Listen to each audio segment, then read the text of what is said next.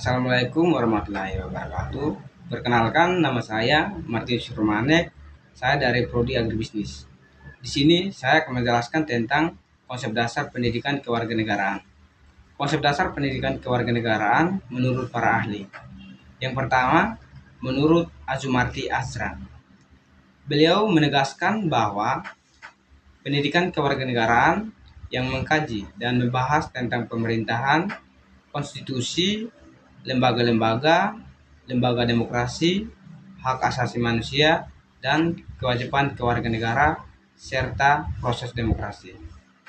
Yang kedua, menurut Jamroni, beliau mengungkapkan bahwa pendidikan kewarganegaraan adalah pendidikan demokrasi yang bertujuan untuk mempersiapkan warga masyarakat berpikir kritis dan bertindak demokratis. Penelitian yang ketiga, menurut Merpin Panjaitan, beliau mengatakan bahwa pendidikan kewarganegaraan adalah pendidikan demokrasi yang bertujuan untuk mendidik generasi muda menjadi warga negara yang demokratis dan partisipatif melalui suatu pendidikan yang diagonal. Jadi, dapat disimpulkan bahwa pendidikan kewarganegaraan adalah suatu ilmu yang mempelajari tentang pemerintah, konstitusi, lembaga demokrasi, hak asasi manusia, dan masih banyak lagi yang mempunyai tujuan untuk mempersiapkan masyarakat Indonesia menjadi rakyat yang dapat bersifat demokratis, dari rakyat, untuk rakyat, oleh rakyat. Latar belakang pendidikan kewarganegaraan, hakikatnya pendidikan adalah upaya sadar dari suatu masyarakat dan pemerintah, suatu negara untuk menjamin kelangsungan hidup dan kehidupan generasi penerusnya agar dapat membentuk kepribadian masyarakat yang cinta tanah air dan terhadap bangsa dan negaranya. Selaku warga masyarakat, warga bangsa dan negara secara berguna dan bermakna serta mampu mengganti masa depan mereka yang selalu berubah terkait dengan konteks dinamika budaya, bangsa, negara, dan hubungan internasional. Maka pendidikan tinggi tidak dapat mengabaikan realita kehidupan global yang digambarkan sesuai perubahan kehidupan yang penuh dengan paradoks dan ketidakterdugaan. Perjalanan